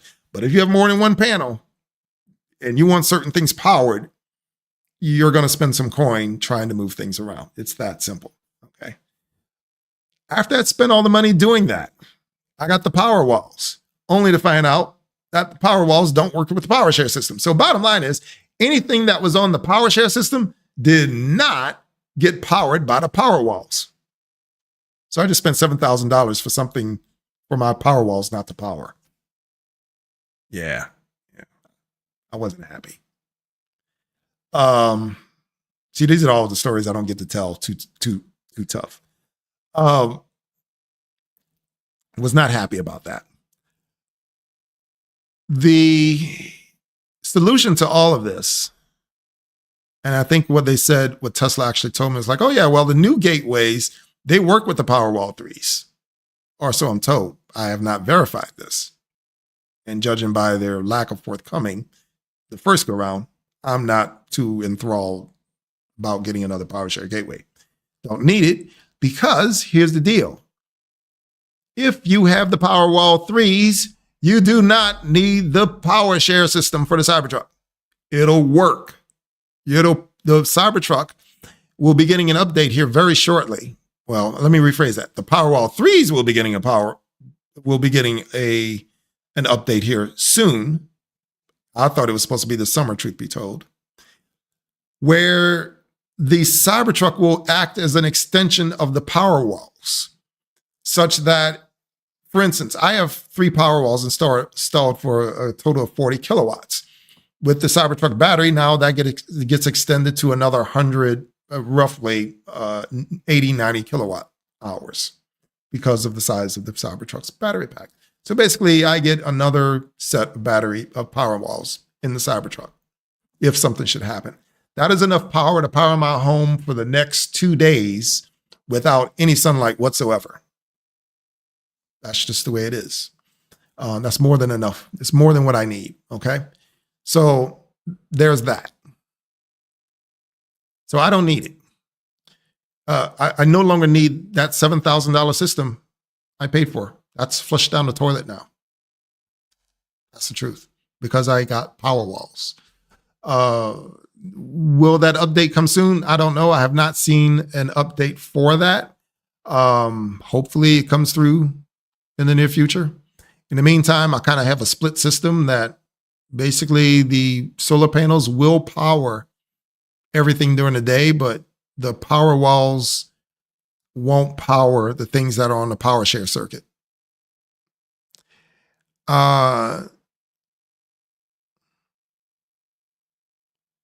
Yeah, I would say, Wally, it depends on the size of your home. Okay. My big mistake was, well, not mistake, but my true regret is that I did not get enough power walls. I got 3 of them for a total of 40 kilowatt hours. I should have bought one more, at least, because what happens is, I keep saying Powerwall 3s, but that's not exactly accurate. You buy one Powerwall, and then all the others are expansion packs, okay? And you can have one Powerwall 3 and 3 expansion packs for a total of 4. I misunderstood, and I ordered one Powerwall and 2 expansions. So I would say it's worth getting the 3 expansions and go and bring that up to 53 kilowatt hours. That way, you have more than enough battery power to take you through the night without any problem. In terms of charging the Cybertruck, yes, I charge it all the time in the middle of the daytime. You wind up changing your charging habits. Most days, because I have 15 kilowatt panels on my home, which means it's capable of producing 15 kilowatts. But there's some nuances here, and this is what you got to understand, okay? There's a couple of little caveats in here. There's the solar panels, and then there's the inverter. The solar panels basically produce DC power. The inverter converts it to AC power for the home, all right? So let's start there. The panels are capable of putting out, if they went maximum, full out, maximum 15.5 kilowatt. That's how much power they can produce. The inverter, however, has an 11.5 kilowatt max. So even if the solar panels went out all out at 15 kilowatts, I will never see more than 11.5 kilowatts generated into the system. Now, having said that, just realize that's the limitation. Having said all of that, you will almost never see the maximum output of the solar panels unless you have all your solar panels facing in one direction. The bulk of my solar panels are facing on the south side because if you're in the northern hemisphere, that's where you want the bulk of your panels to get the most sunlight throughout the day. You would think it would be on the east or west side. No, it's actually on the south side because the sun is in the southern part of the sky most of the year, especially during the winter months. It's going to be in the southern part or almost right over you in almost all of the months. East and west gets a fraction of that in the morning and the afternoon, and then ones on the north get almost nothing. Okay, so you got to really look at your house, see where it's situated, see where the trees are, and if the southern part of your roof is uncovered, it doesn't have trees around it, then you're in good shape. So that's the story with the solar panels. And here in Georgia, that's a whole other ball of wax with how the thing is built. It's really wacky. Now, in terms of the batteries, you say you can use the batteries. Yes, you can. You can buy the Powerwall 3s by themselves, and you don't have to get the solar panels. Keep that in mind. And there's an advantage to doing that. You save yourself a fair bit of money. But keep it in mind, you get a discount if you get both systems together. There's a discount to buy the solar and the batteries together. All right. So there is such a thing.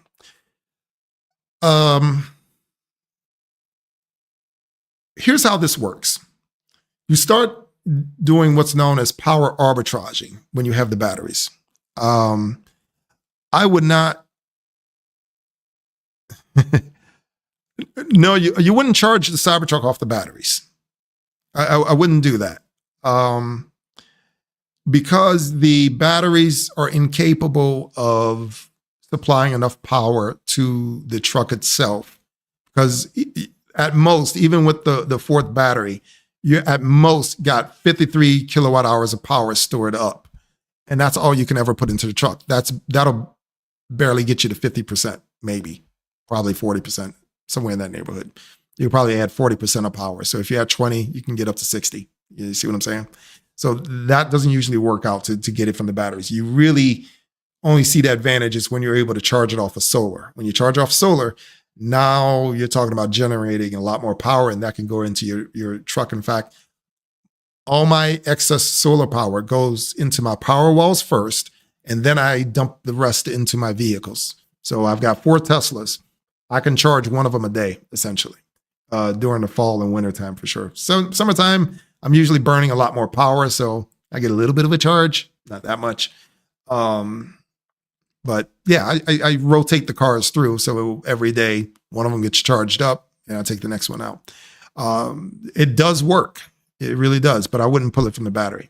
But yeah, you do the power arbitraging with just the batteries. So if you have a Tesla, yeah, you'd absolutely kill the batteries doing it that way. If you have a Tesla, then I would highly recommend, if you're not already, you should be on a time of use plan with your electric company. If you're not on one, get on one. Better known as an EV plan, something. There are guys out there that are on their standard residential plan and don't even know and don't even realize there's another plan out there. Get on the time of use plan if you have an EV. You'll save a lot of money that way. So here's what happens on the time of use plan. The rates are a little bit higher during the day, but you see a significant drop at night. Very significant. To give you an idea, here in Georgia, most of the day we're running at about 10 cents per kilowatt. I'm sorry. About 10 cents per kilowatt hour base price during the daytime, but at night it goes down to 3 cents per kilowatt hour. Okay. Compare that to the regular residential plan. It's usually about 8 or 9 cents per kilowatt hour. But during the day, one during the day, one during the night. Yeah. So what happens is you take your batteries, you charge them up during the cheapest part of the day, and then you let the batteries take over at the highest times of the day. And you let the batteries run the house. You don't charge your vehicle off of it. Let the solar panels handle that job, or go to, charge overnight is the best way to do it. So while you're charging your batteries, you charge the batteries, you charge your truck off the grid. Don't try to charge it off the batteries. You're not doing yourself any favors. All you're going to do is suck down all the battery power you suck down at night, and now you're still going to wind up paying for your house during the daytime on the highest rates. That's kind of the way it goes. So what I have found, as I said, the best combination is to have a fair number of solar panels, as many batteries as you think you can afford, and then during the daytime, you let the solar panels charge up your cars and charge up the batteries.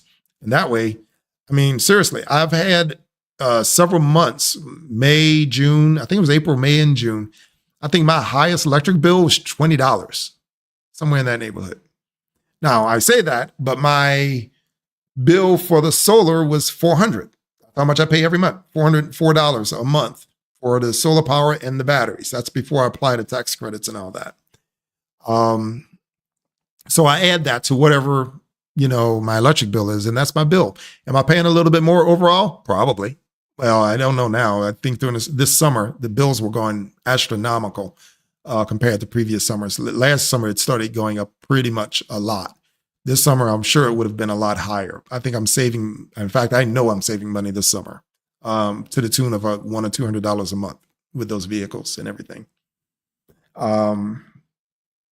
So at the end of the day, yes, it's worth it. But realize with the truck and all that, it conflicts with the power share system. It really does. And if you're planning on getting the power share system, and you're planning on if you're thinking about solar panels, hold off on that power share purchase. Don't buy it.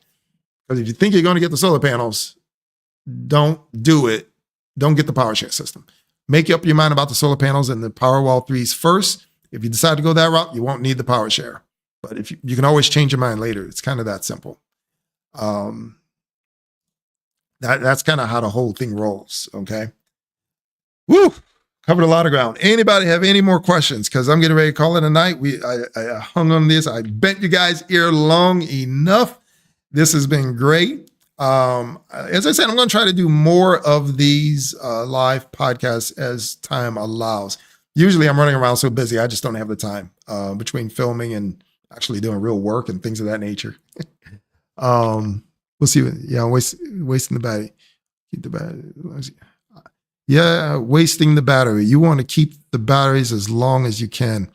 I have one battery and getting more for whole home backup. I have to look up what is power share. Yeah, don't get the power share. If you got power walls, don't even worry about power share. Don't even worry about it. Don't even think about it.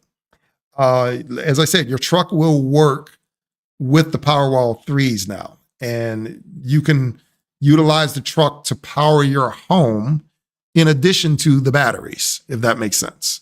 I wouldn't use it as a routine source of power. I wouldn't do that. But in case your power goes out in your home, you can definitely use your truck. So that's what I would do. That's what I do. Have a good night, Wally. Well, that's about it for tonight. Thank you, guys. As I said, I'm going to do my best to start doing some giveaways here. Stay tuned. Let me know what you guys put in the comments below. Comment on the videos what you guys want to see. If you guys want to see me keep doing this stuff, comment on the videos and let me know. And let me know if these are working for you as well. If any of these items that I'm putting up here are not working for you, please send us a note. Put a comment in the video, because people being quiet doesn't help anybody else.